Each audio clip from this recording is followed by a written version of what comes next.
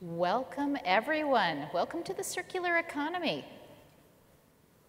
Welcome to you who are here at the Gaylord Palms with us, and anyone who's online, welcome, welcome. My name is Alexis Stone, and I founded EcoPreserve in 2009. And EcoPreserve is a woman-owned, mission-driven organization that works to lower the carbon footprint of buildings. We work with cities and counties and hospitals and utilities, and I'm just so happy to be here with you all today. I've been a member of IFMA since 2011, and now I am proud to be on the board of the Environmental Stewardship, Utilities, and Sustainabilities Community, which is also called ESIS.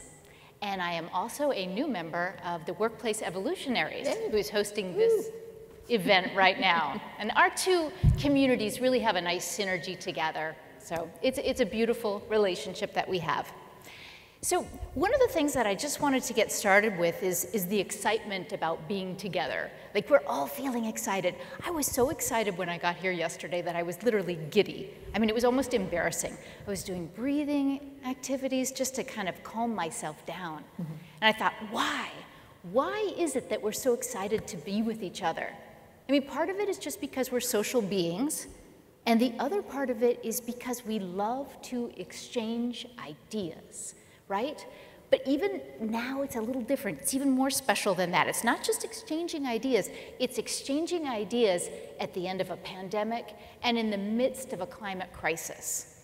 So we are here for solutions. We are here because we're leaders. We're here because of the title of this session. It's our time.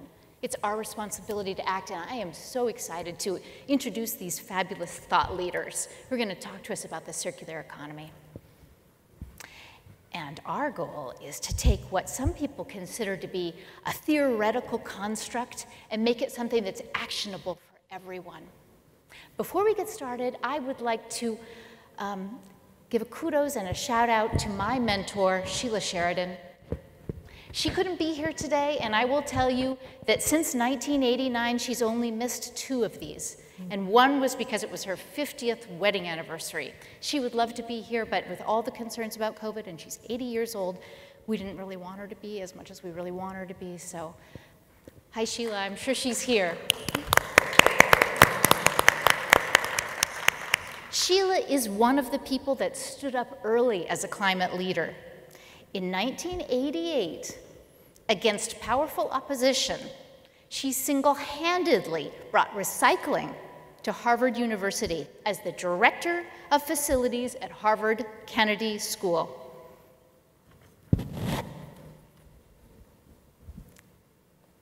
Sheila has facilitated the cooperation between we and between ESIS, and as I said before, the 2 communities have a very special synergy, with ESIS focused on sustainable facility management and we focused on workplace innovations.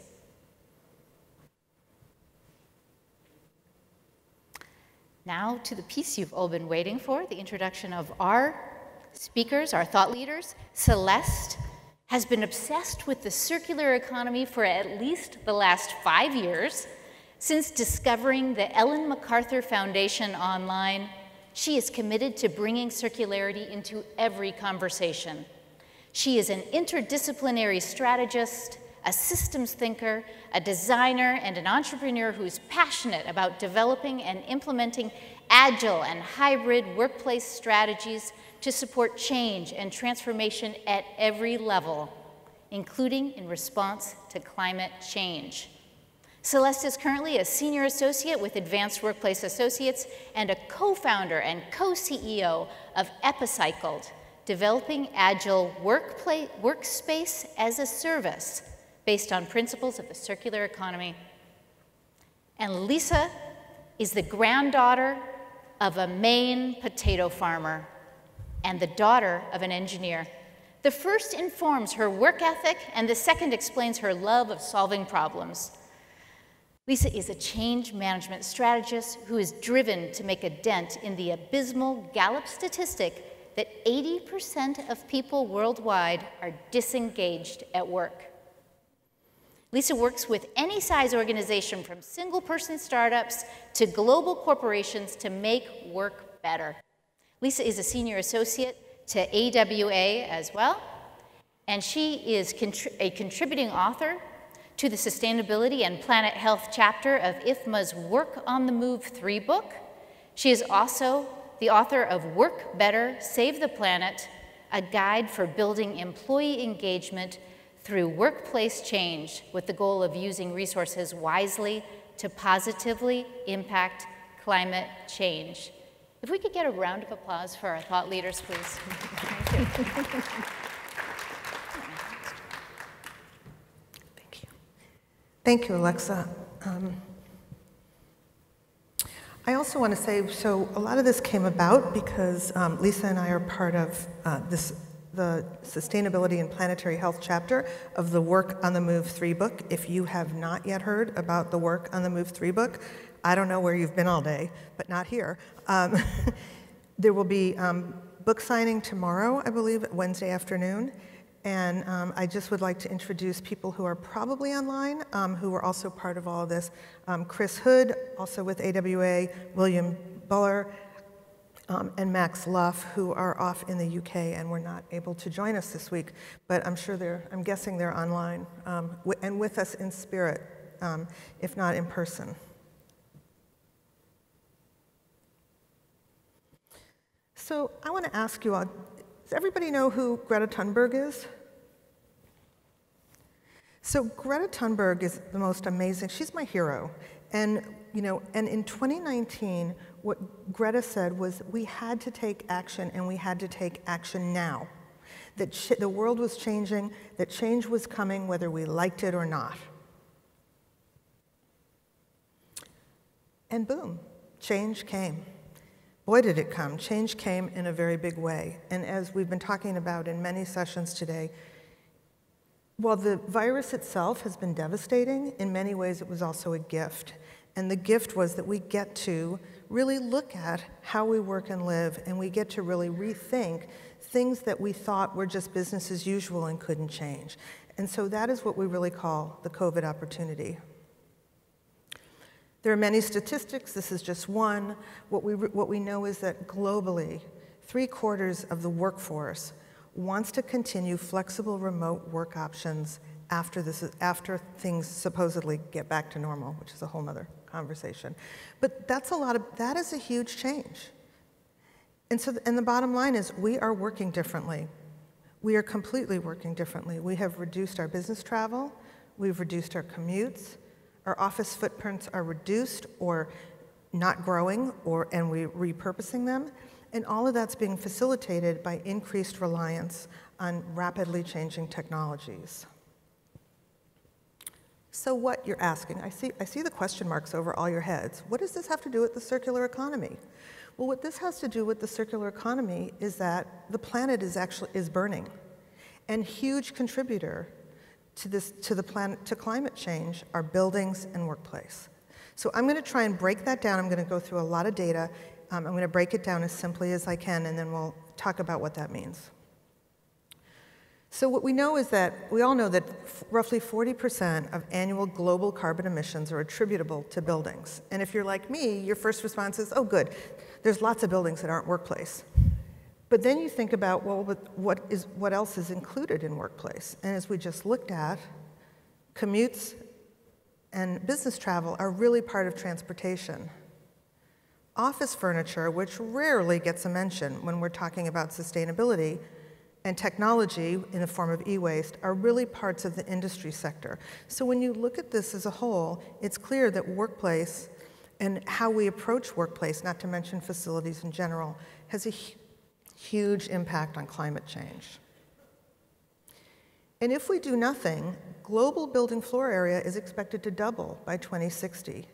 And to break that down even further into a statistic that might really sort of mean something, that's the equivalent of adding an entire New York City every month for the next 40 years. I will say that again. That is adding an entire New York City every month for the next 40 years.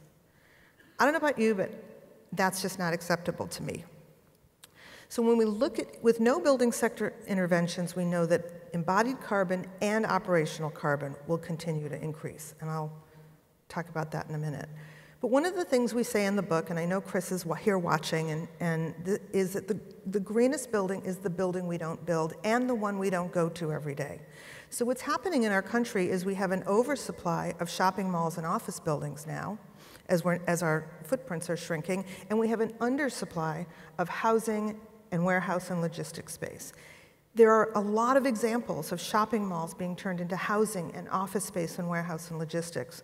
There are a few examples of office buildings successfully being turned into housing, not enough to really matter yet, but I think that's going to begin to gain momentum as we move forward. So, okay, I'm talking about operational and embodied carbon. What?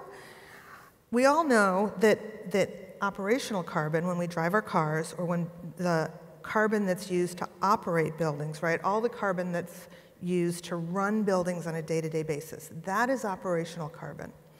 Embodied carbon is the carbon that's actually embedded in the building.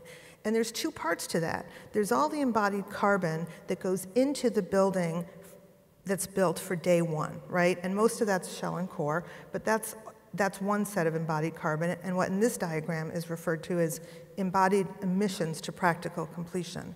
And then there's a whole other set of embodied carbon, which is all the tenant improvement, leaseholds improvements, upgrades to building systems, upgrades to lobbies. All of that is what we call whole life, that's embodied carbon over the full life cycle of the building. So there's two kinds, but you can see from this chart, embodied carbon is a much bigger deal. Now, historically, we've been all focused on operational carbon because we know it contributes to greenhouse gases. We know that's what's raising the temperature of the planet. We know that's what's a major contributor to climate change. And embodied carbon, not that it wasn't as important, we knew it contributed to waste, and we knew that that was an issue for landfills and for, the ocean, for plastic in the ocean. But what we learned this year is that embodied carbon is actually a bigger deal for climate change. So in May of this year, the United Nations came out with a report on methane, and basically they're saying methane is 10 times more potent than carbon dioxide. It's increasing right now faster than any time since the 80s, and the three sectors are 35% of that is from fossil fuel production, 40% agriculture, and 20% waste. But the UN goes further, and they say, however, methane emissions caused by human activity can be reduced by up to 45% in this decade. What they're saying is that we actually can do this. We can make a change, and, okay, I'll do it. We can make a change. Mm-hmm. So let's just look at those three sectors and what they mean for our industry. So fossil fuel production, we're not talking about fossil fuel use, fossil fuel production, which primarily results in plastic, composite, and related products and materials. And I don't need to read that list. You can see it. You know, this is the stuff that buildings are made out of, that tenant improvements are created from, and that we use in facilities every single day. This is business as usual. And while, again, if you're like me and you think agriculture, oh, good, I don't have to worry about that, how many people in the room have any leather upholstery in their office space? I'm like, if nobody's saying yes, I don't believe you, but yes. So leather is a byproduct of our industrial agriculture systems. And then lastly, of course, waste and landfills and the construction materials, the workplace components, and I guess what started getting me passionate about this was when you look at tenant improvements and how the rate of change and churn in tenant improvements has increased faster and faster and faster, and every time we scrape a space, it goes to landfill, and it's creating methane, and it's heating up the planet. So back to Greta, who says, we can't save the world by playing by the rules because the rules have got to change. Everything needs to change, and it must start today. So how many of you here are familiar with this diagram? Is anybody familiar with this diagram? Not too many. Okay. This is what's called the circular economy butterfly diagram, and was created by the Ellen MacArthur Foundation around 2009 when this one says 2019, but this is the systems diagram. It's a complicated diagram. There will not be a test at the end, I promise. We're going to look at this in a little bit simpler. We're going to break this down a little more simply. So there's three kinds of economies. There's the linear economy, which is how we currently do things, take, make, use, and waste. And there's the recycling economy, which we all know about as well. And then there's the circular economy. Can you see the difference between them? Can you see the one key piece that's different between the circular economy and the other two? Waste. Somebody down here in front said it, yes. So in a circular economy, there is no waste. Waste is considered a design flaw. So just to go a little bit deeper into that, the Ellen MacArthur Foundation also says we are shifting to a system where we design out waste and pollution, we keep products and materials in use, and we regenerate natural systems. So the way I like to think about that is that designing out waste and pollution is about design strategies. And for those of us in WE, that's workplace strategy, that's design, that's architecture, that's product design, that's product development. There's a lot of parts to that. And keeping products and materials in use is all about use and behavior, which is a lot of what we do when we focus on change management and a lot of the work that we're doing at AWA. And then lastly, regenerating natural systems. There are a lot of people working on a lot of technical solutions around circular economics, which is great, and there's no, it would take weeks to even begin to document all that, but we're thrilled that there are so many people working on that, and that is also a key piece of how to look at the circular economy. So as I said earlier, waste is a design flaw. We need to reduce, and so from a design strategy standpoint, that's where we need to be rethinking and reducing. When we think about use and behavior change, we need to think about how we use things, how many use cycles we can go through, and from a technical standpoint, how do we continue to reuse, repair, remanufacture, and ultimately recycle as a last resort, and recover heat from waste. And lastly, it's kind of like a video game. The goal is to keep everything out of the landfill. So quick story, the fashion industry has a problem. I'm sure you're aware, global fashion industry has more than doubled since 2000. I did not know this, but clothing products are discarded after being worn only 7 to 10 times on average. So I'm going to talk about the clothing industry briefly because it's easier than talking about our industry sometimes. Anybody here familiar with Eileen Fisher clothing? I used to think I needed to write a business case to buy a piece of Eileen Fisher clothing.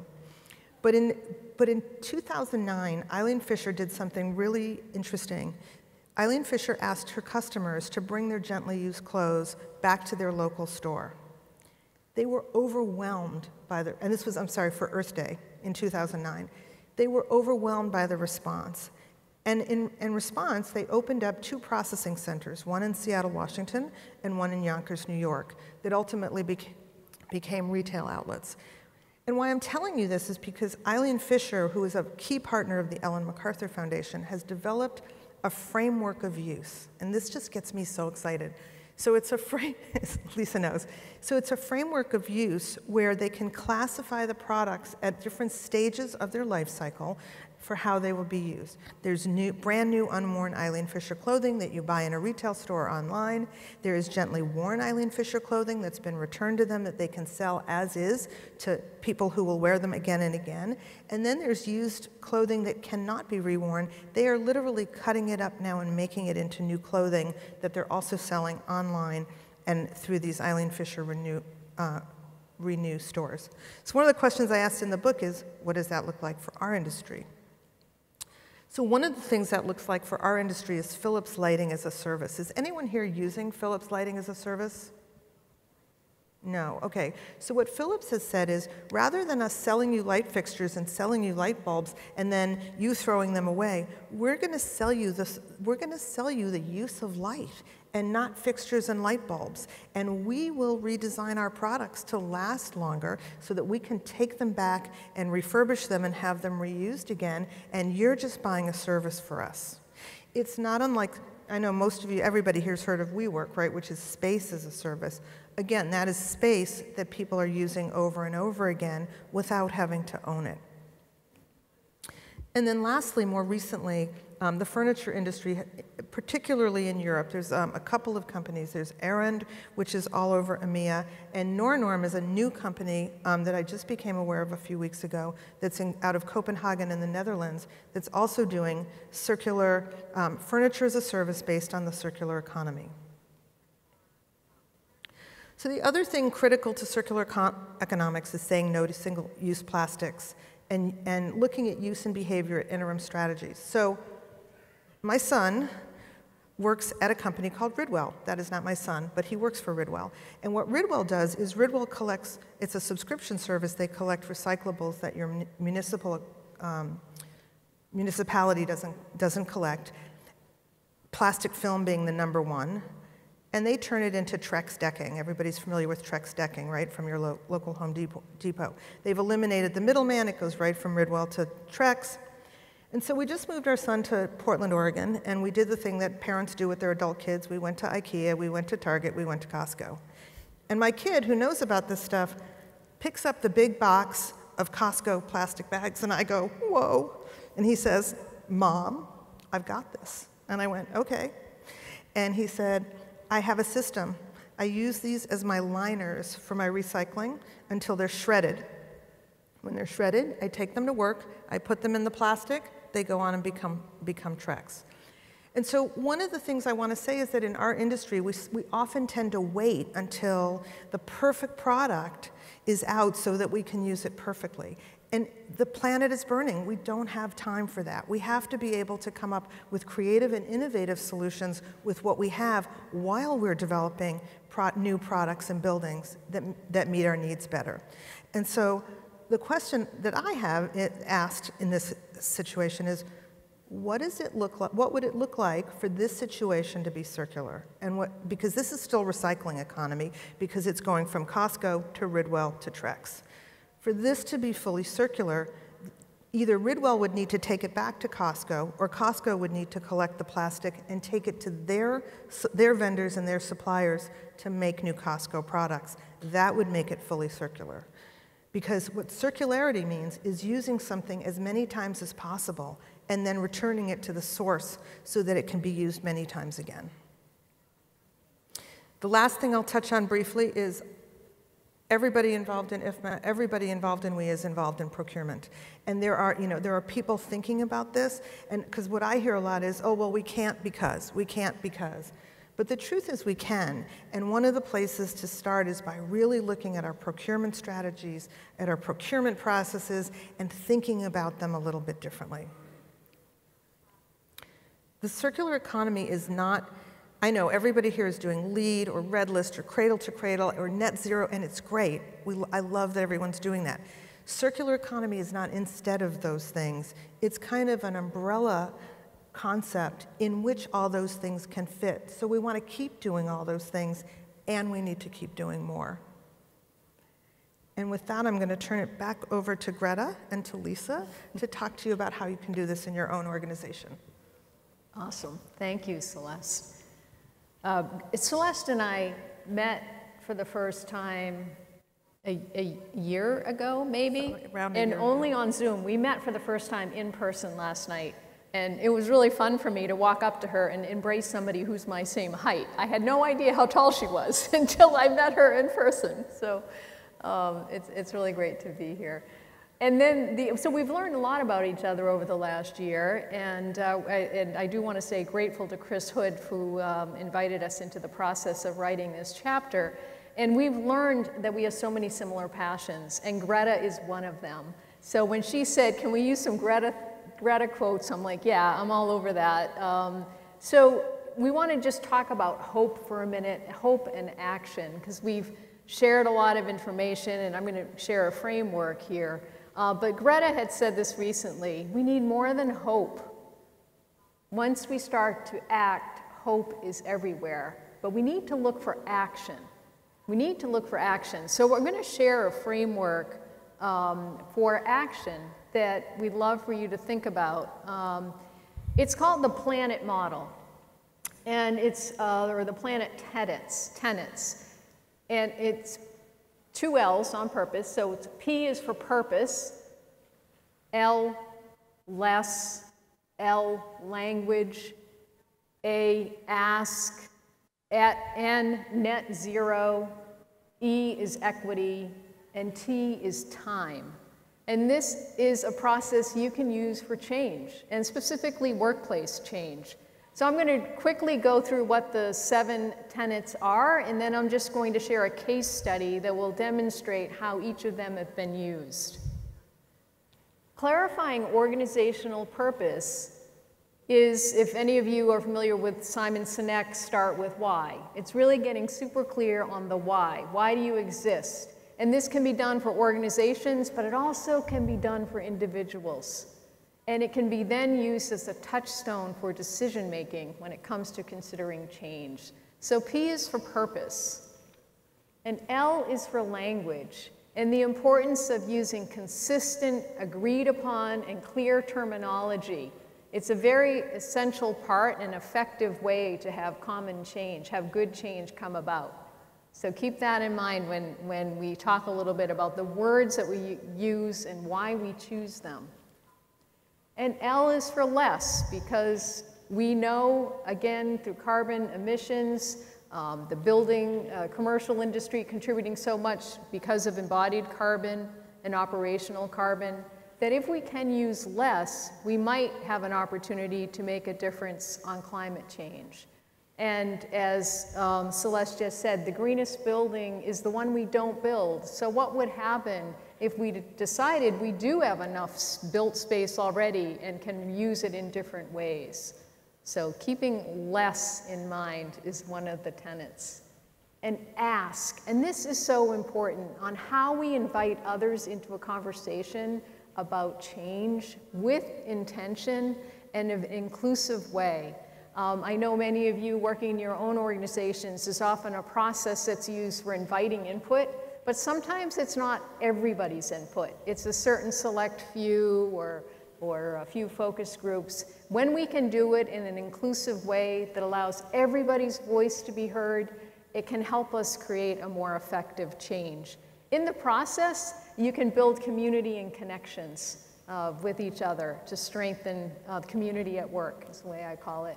And N is net zero. It's so much that we talked about, so much that Celeste just shared. So whether it's finding carbon neutral ways to work, reducing commuting, looking into circular economies, or furniture as a service, or space as a service, it's finding ways that we can make a change towards working differently and reducing our energy use.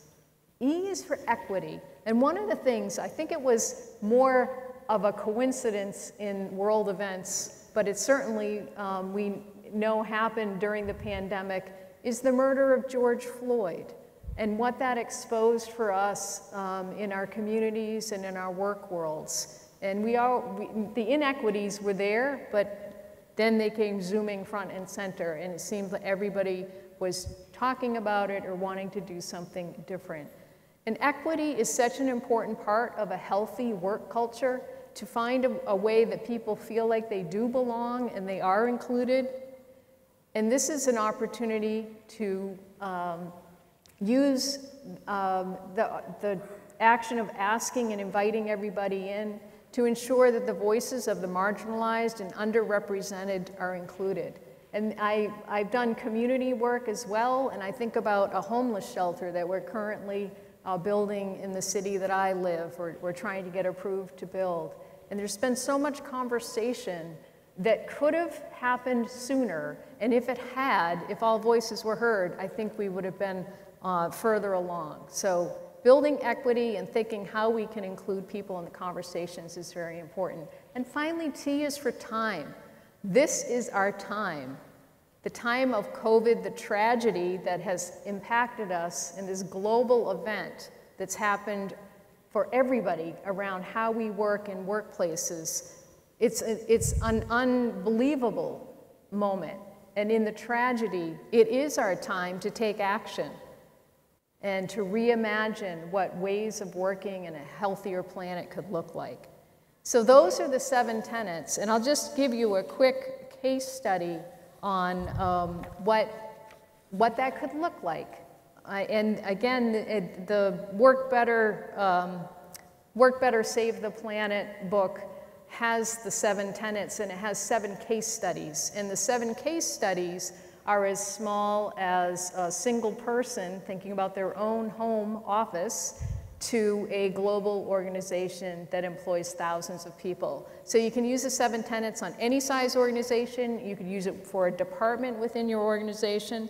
I'm going to share a case study of an organization with 180 employees, and it's a nonprofit, and their goal was to create a work environment that builds community after they went through a merger.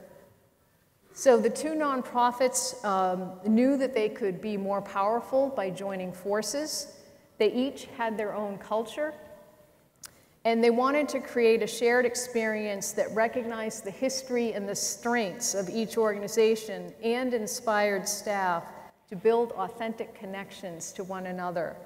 So for purpose, they had their own mission statements, but when they joined together, they created a new mission statement. And that was to positively impact our community by making each other better. They used that statement as a way to support those in their community that they served, and also they wanted the people in the workplace to know that that was the culture of making each other better through their actions. Anybody that's been through a merger knows the difficulty of that, and so when they came to language and thinking about the words that they used, they didn't call it a merger. They called it a combination. And that might seem minor, but it was the focus on the word combination rather than merger that helped people understand that the goal was to combine the best of the 2, and they couldn't guarantee that people would not lose a job because of redundancy, but at least they made it clear that their goal was to combine to create the best organization they could and offer the best for their people. Less. They no longer needed 2 separate offices. Their goal was to find a new space within a 30-mile radius of 70% of their employees' commutes. And so the office was designed around agile or activity-based seating, which was not the norm before. Both our organizations had assigned seating one-on-one. And the physical space was very important to their work. Again, they're doing a lot of community work, a lot of meetings for people coming in and gathering, learning and development. But by rethinking what they really needed, they were able to reduce their footprint by 50% of the largest organization's footprint previous, and build a very engaging space that also was used for learning and development. A is ask, and as soon as the 2 organizations knew they would combine, they started focus group discussions, not just with all their employees, but also with the community that they served. They called them listening sessions. And they also serve a lot of communities that English is not their first language. English is a second language, and they had 6 primary languages that were spoken in the community that they served. So they ensured that when they went out to the community, they had translators, and they did everything they could to create an inclusive environment so people truly felt heard. Net zero was a major driver of the organization, and they made as many decisions as they could with the planet's health in mind. I had said this, I don't know if has any of you joined the mosh pit of Northern California, Wee's mosh pit? So a few months ago, actually the first time I met David Gray, I said, somebody mentioned about putting people at the center, and I said, no, that's what's gotten us in trouble. We can't put people at the center, we need to put the planet at the center. But the truth is, we need to do both, and you can do it with intention. So this organization, with intention, looked for every opportunity that they could to create net zero. And that was a part of their conversation that they had with all of their people, and they invited them to come up with ideas and be innovative. And picking up on what Celeste just said, many times we do things a certain way because we've always done them that way. And then when we can disrupt that and think, what could we do differently? that might break that cycle. And maybe in the long run, it would be a benefit to us. And I checked into this this hotel last night, and they said, "Do you want room service?" And I said, She said, "You'll earn 300 points a night if you don't have room service." I'm like, cool, nobody's changing my sheets every night at home, back home. I don't need room service every night, so I'm able to get 1,200 points. So that's a way, I'm sure with intention, Gaylord Palms found a way to reduce the amount of water and all of the other energy that goes into washing sheets all the time. So they, with this case study, really focused on reducing commutes. The office was used with purpose for gathering and collaborating and learning and development, and people only came in if it was preferred for them, if that was a preferred working environment. This organization did everything they could to support their people, including training to do things remotely in a good way. They also, has anybody heard of CODI, C-O-D-I? Anybody heard of CODI? Please look this one up. Co is for co-working and DI for diversity. And Christelle Rohart in the Bay Area created this in 2018. Think of it as a cross between Airbnb and WeWork. And so it is intentionally local. You can walk to the space and rent. Somebody could rent out their house during the day, and people can use it as a co-working space. There's a lot of guidelines around it. It might sound a little like free-for-all, but they've also done this as enterprise only. So your people could walk to a space, work with their co-workers, and walk home or bike home.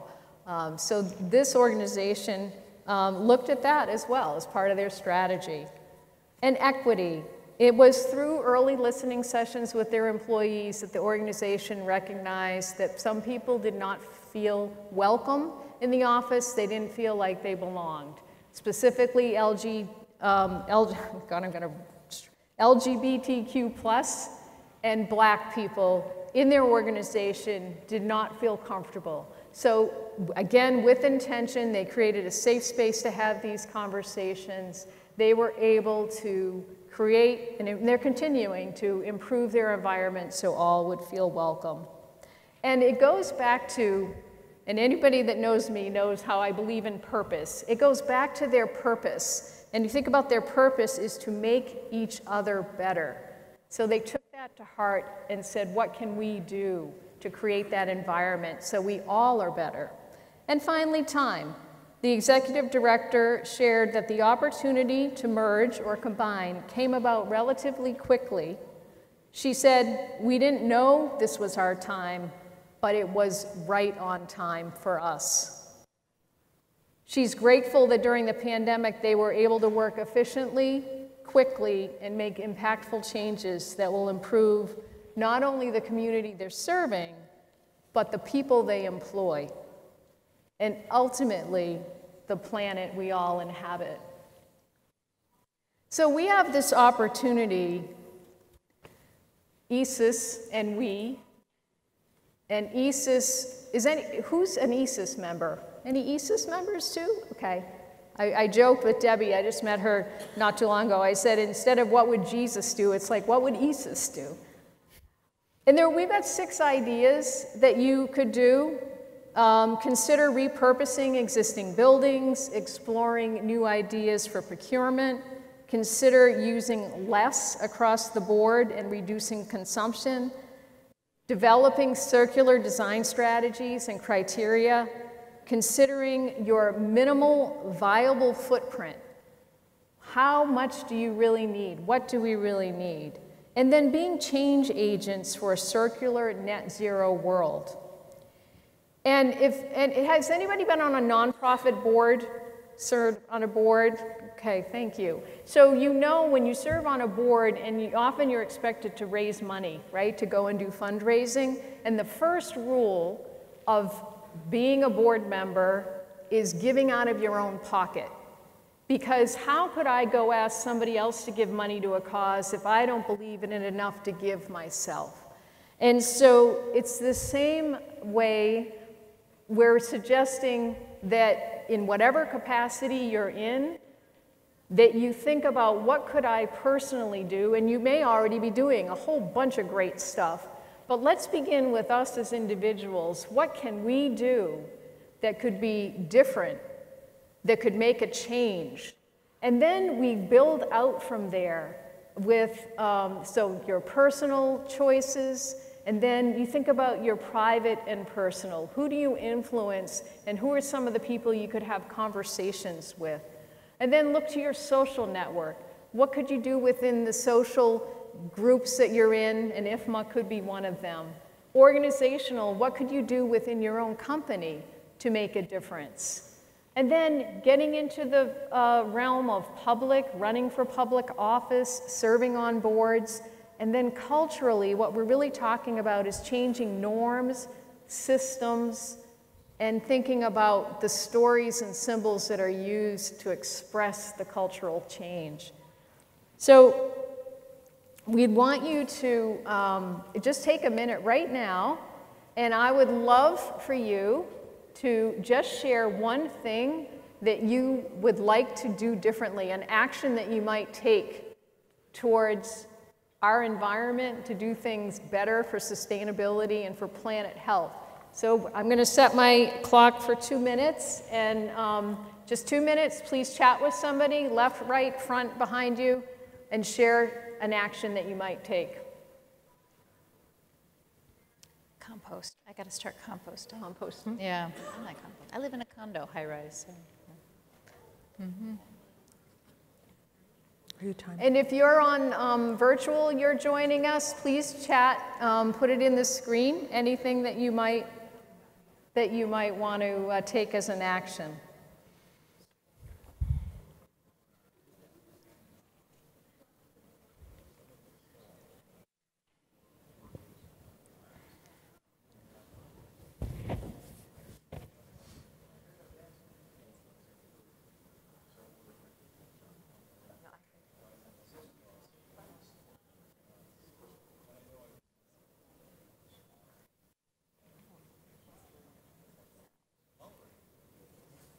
Why don't you take 30 seconds and finish?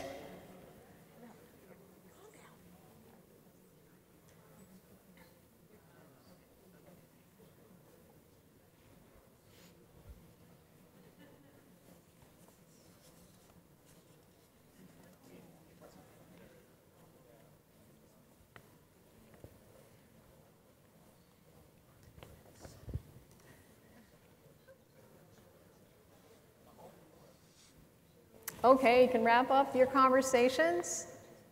And does anybody have something they can share with us? Something that you want to do or do differently? An action.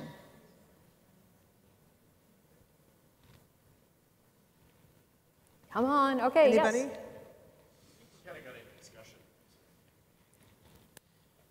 We kind of got into a discussion around online ordering, and I think you mentioned it came up in one of the other sessions today.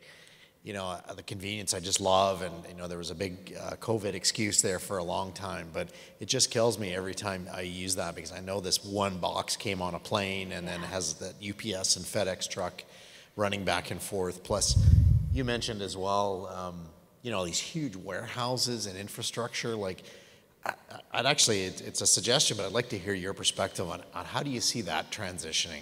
Oof. That's great. Thank you. It's a good question. Thank you for that. And I think the move, anybody that's into minimalism and the move for less, my own kids teach me with how they refuse to go shopping. They only want to go to consignment stores or Goodwill or Salvation Army. And that's they prefer that, which I love. So I think that there's a lot. And Celeste, if you... Yeah, I would actually agree with that. I think the next generation thinks about stuff differently than we do. But I also think that in response to that, and I forgot to mention this when I was talking about furniture, like IKEA is developing a take-back program.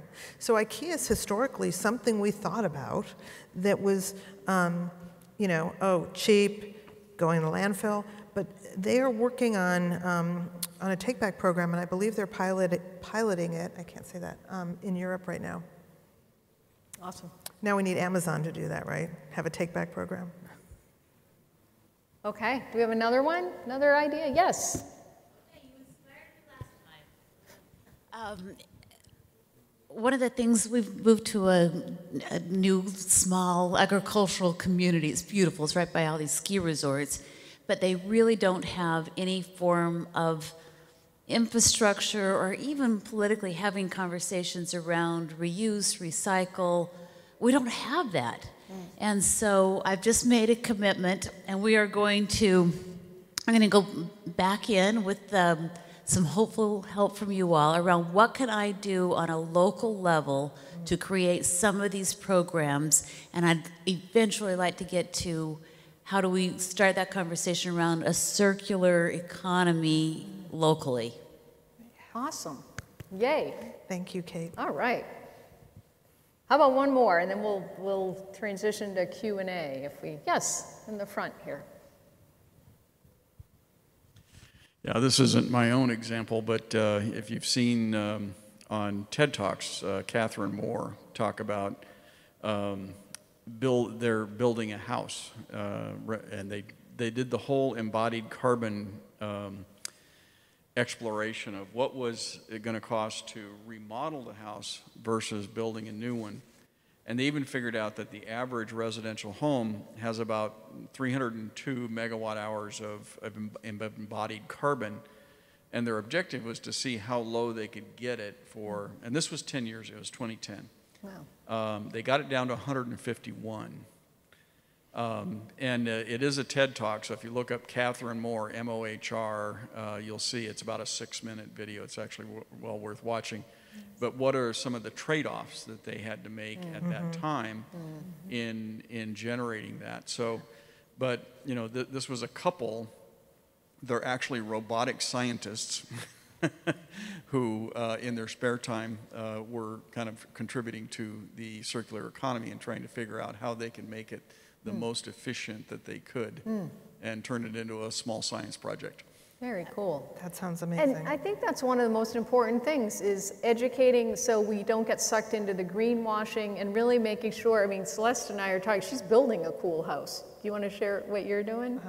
I'm building a house out of shipping containers because it's embodied energy. And we are looking at every decision carefully.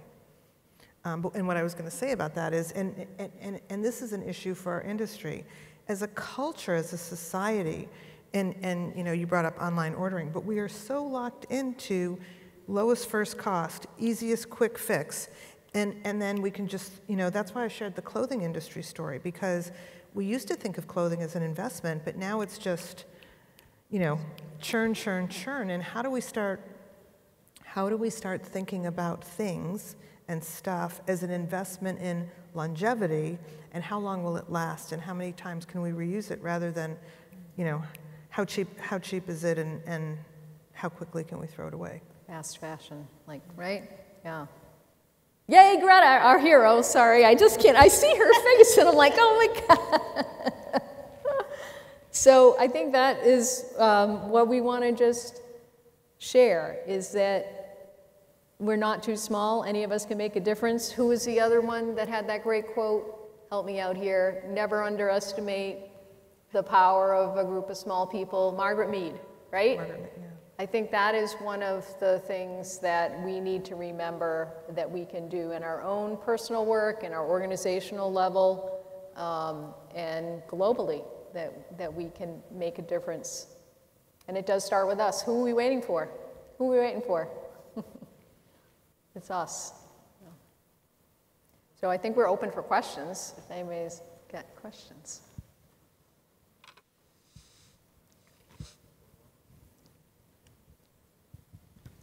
Do you have any product examples that are available today, you know, here and now, that sort of embody this this concept of the circular economy and making it fully reusable, something that might be applicable to the facility management industry? Well, other than, I mean, I think the Philips Lighting as a Service is a really good one.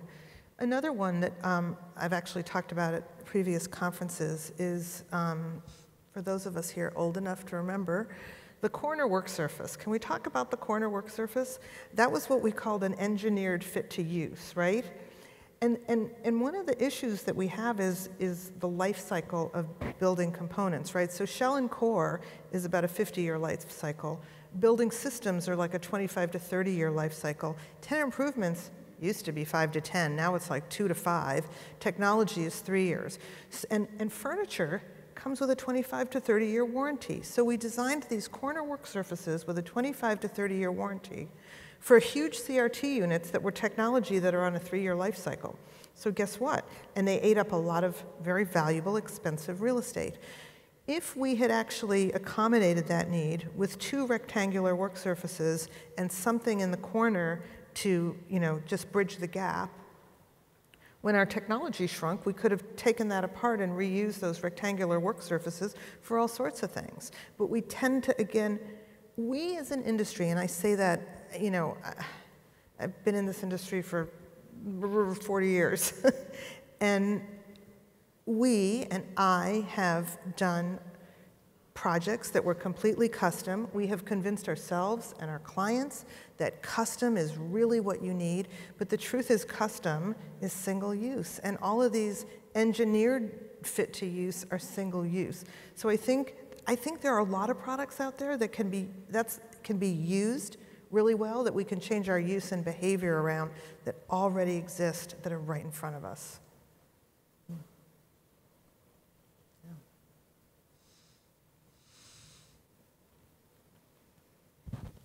I've actually got one last question here. It came in earlier. How can we start rewarding individuals and organizations who create outstanding circular economy solutions?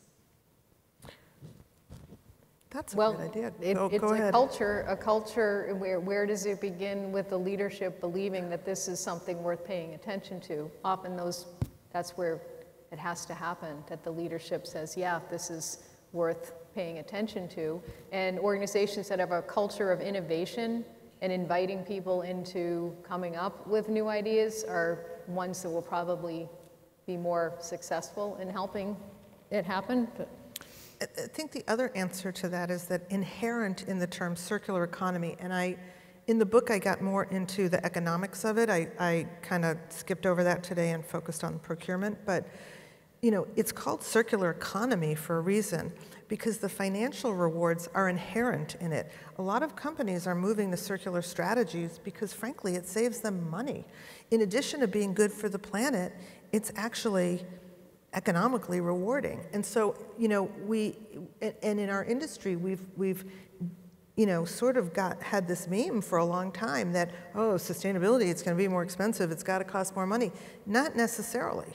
If you actually rethink it and you rethink the economics behind it, it may actually save you money, and for many organizations, that may be the reward in and of itself. What I might just add on to that, we work with a lot of universities and airports that want to move towards zero waste, and they've got good processes and policies, but they don't have accountability for people. So when you build it into the performance reviews of people, that their own accountability is part of their performance, that it serves a good purpose. Yeah, that's a great example. And it doesn't Interface Carpet has a program that I don't know if it's full circular, but they take back the carpet tiles and repurpose. I think a lot of companies do. I think there's a couple of sponsors here that do that as well. And Davies Office Furniture is one of the big ones that they're remanufacturing. So, yes. It's hard to talk through these things. I think it is missed on some organizations, particularly large ones. When you talk about the circular economy, they're very focused in terms of strategies and objectives and the measure. So if it's a net zero, it's these things. But if you look across, as you, I think, appropriately, in a very, very well done presentation, by the way, you look underneath, where's the shift from carbon dioxide to embodied carbon and the resulting methane. And Interface has done some really remarkable things in methane over the years.